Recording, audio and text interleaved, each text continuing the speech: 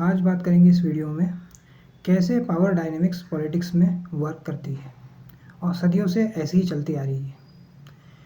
इसके लिए हम एक एग्जांपल लेते हैं। मान लीजिए आप कार से कहीं जा रहे हैं, सुनसान रास्ता है, कोई नहीं है। आपकी गाड़ी का टायर कहीं गड्ढे में फंस जाता है जिसमें पानी भरा हुआ है। अब आपकी गाड़ी फंस गई और आपने किसी से हेल्प ली, उसने अपनी गाड़ी निकाल दी, आपने पैसे दिए और उसको धन्यवाद कहा। अब आपने पूछा, भाई साहब क्या करते हो? उसने कहा, हमारा काम तो पानी भरना है ये गड्ढे में जहाँ पे आपकी गाड़ी फंसी है।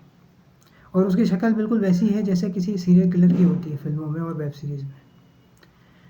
तो यही काम पॉलिटिकल पार्टीज़ करती हैं, नेता करते हैं। आपको गड्ढे में फंसाने की कोशिश करते हैं, कभी जाति की, कभी भाषा की, कभी तेलुगु प्राइड की, कभी धर्म की और अलग अलग चीज़ों की। तो आपको उसमें फंसना नहीं है, किसी का बंधुआ मजदूर नहीं बनना है। लेकिन आप क्या सोचते हो कि आपको एक आइडियोलॉजी से प्यार हो जाता है और आप उसी को 20-20 साल तक वोट डालते रहते हो, तो उसका एक इकोसिस्टम बन जाता है। अब जो घर की बहू आती है तो लोग उस पर ब्लेम करते हैं कि इसकी वजह से हमारे घर में कलह हो गई।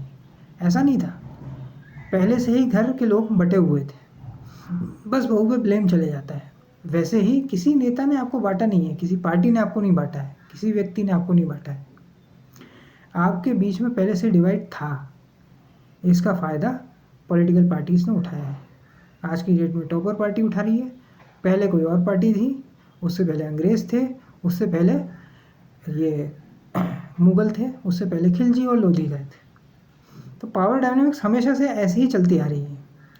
हम ये चीज़ नहीं समझ पाते। हम अपने सगे संबंधियों से, दोस्तों से लड़ाई झगड़े करते रहते हैं कि ये बेटर है, ये बेस्ट है। राजनीति एक धंधा है। लोगों को पैसे से मतलब है, पावर से मतलब है। जितना जल्दी आप समझेंगे उतना अच्छा है। आपको समझना है कि जैसे आप सिम लेते हो, मैंने जियो की सिम ली, आपने एयरटेल की ली, तो हम लोग इस पर नहीं लड़ते हैं कि जियो बेटर है या एयरटेल बेटर है।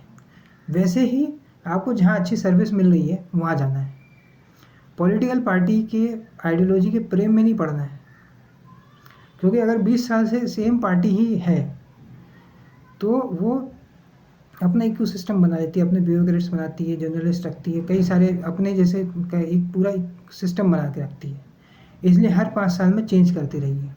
कर्नाटक से सीखी है, राजस्थान से सीखी है, बदलते रहिए। कभी इंडिपेंडेंट को वोट डालिए, विधायक सांसद बनाइए, कभी किसी पार्टी के, कभी किसी पार्टी के, ऐसे बदलते रहिए।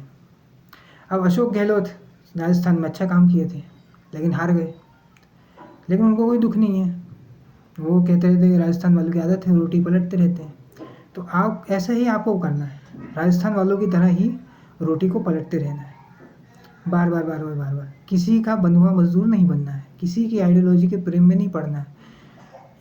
यही कर करके हम लोग मिडिल क्लास जो दीवानी हो जाती है, इसलिए मिडिल क्लास को कोई पूछता नहीं है। जो 55-60 साल के से ऊपर के लोग हैं, जिनका खुद का लड़का इनकी सुनता नहीं है, वो टॉपर पार्टी के प्रेम में पड़े रहते हैं और वो चाहते हैं कि बस इन्हीं को वोट मिले। घर में ही डेमोक्रेसी नहीं रहती और इनको चाहिए कि बाहर भी डेमोक्रेसी रहे। ऐसा संभव नहीं है। आपका जब परिवार ही स्ट्रांग नहीं होगा तो फिर देश कैसे स्ट्रांग होगा? क्योंकि परिवार से सोसाइटी बनती है, सोसाइटी से देश बनता है। ठीक है, ये नहीं कि घर में तो कलह चल रहा है, घर में तो आप नेता बन नहीं पा रहे हो और बाहर जो है अपनी पार्टी को प्रमोट करते जा रहे हो। तो ऐसा नहीं होता है। घर में लीडरशिप दिखाइए, घर में लोगों को कन्विंस करिए, घर में लोगों के कलह सुलझाइए, फिर बाहर आप बात कर सकते हो। लेकिन यहाँ मिडिल क्लास क्या दीवानी हो जाती है, हम तो इसी को वोट डालेंगे, चाहे कुछ भी हो जाए, कुछ भी बता दो, हम तो इसी को वोट डालेंगे। तो इसलिए मिडिल क्लास जो है वो पॉलिटिकली इररिलेवेंट हो चुकी है, क्योंकि आप पहले से ही स्टेटस डाल देते हो कि हम तो इसी को वोट डालेंगे। सोशल मीडिया पे लिख देते हो, पहले लोगों को बता देते हो। वोट आपको किसी को भी डालना हो आप डालो, लेकिन पहले बताओ मत। कोई पूछे आपसे तो बोले वोटिंग के दिन हम डिसाइड करेंगे, और अगर ज़्यादा फोर्स करे तो आप उसको बोलो कि पैसे देगा क्या बताने के। तो इस तरह से मिडिल क्लास को सोचना होगा, जैसे गरीब और अमीर करते हैं। इसलिए गरीबों को अपीस करने के लिए जो नेता है घूमते रहते हैं, उनके लिए स्कीम्स बनाते हैं, उनको फ्रीबीज देते हैं। ऐसा ही आपको करना है। आपको वैसे मिडिल क्लास में बंटना नहीं है कि ये इसका प्राइड है, मराठा प्राइड है तो हम वोट डाल दें। मराठा प्राइड के नाम पे पुतले गिर रहे हैं, अटल सेतु में क्रैक्स आ रहे हैं, ट्रैफिक है, 2-2 घंटे आप ट्रैफिक में फंसे रहते हो मुंबई और पुणे में। क्या मिला आपको बताओ? कुछ नहीं। मिडिल क्लास जो है टेकन फॉर ग्रांटेड है, टॉपर पार्टी इनको कभी सीरियसली लेती नहीं है। इसलिए मिडिल क्लास को ज़रूरी है अपने मुद्दों पर पूछना कि हमें क्या मिला है। अगर आप नहीं पूछोगे तो आपको तो आपका वोट तो मिल ही जाएगा। इसलिए आपको कोई फोकस नहीं करेगा। तो गरीबों की ही क्लैपिंग होती है, सब गरीबों की ही बातें करते हैं। उनको भी फ्रीबीज मिलती है, फ्री का राशन मिलता है, उनको टॉयलेट मिलती है, घर मिलता है, सब कुछ उन्हीं को मिलता है। और वो फिर भी कई बार वोट नहीं डालते या फिर एकदम अपनी उंगलियों पे नचाते हैं, क्योंकि वो बात ही नहीं करते हैं, वो अपना काम करते रहते हैं। तो ऐसा ही विकसित करना है आपको अपने अंदर, ऐसी सोच विकसित करनी है। आपको बार बार हर चीज़ पे प्रश्न करना है, किसी नेता के बंधुआ मजदूर नहीं बनना है। अगर आपको लगता है कि कोई कैंडिडेट अच्छा है, उसको वोट डालो, irrespective of their party. Independent को वोट डाल दो। जब तक आप रोटी को पलटोगे नहीं तो रोटी जल जाएगी। इसलिए समझिए, सोचिए, क्योंकि आपको बच्चों के फीस भरनी है, आपको ईएमआई भरना है, आपका टैक्स बढ़ता जाएगा। ऐसा है। गरीब जो है उसको कोई दिक्कत नहीं, उसके बच्चे स्कूल सरकारी स्कूल में पढ़ लेंगे, वो अपना इलाज करवाएगा तो सरकारी अस्पताल में करवाएगा, उसको कोई झंझट नहीं है। खर्चा तो आपका है। और सरकार तो हेल्थ इंश्योरेंस में भी 18% जीएसटी वसूलती है, ऑनलाइन कोर्सेज में पैसा वसूलती है, ये ऑनलाइन सर्टिफिकेशन में 18% जीएसटी वसूलती है। आपको इसमें क्या मिल रहा है बताइए? एक गरीब का लड़का है, वो आपकी तरह, आपके बच्चे की तरह 28-28, 30-30, 35-35 साल तक एग्ज़ाम नहीं घिसता है।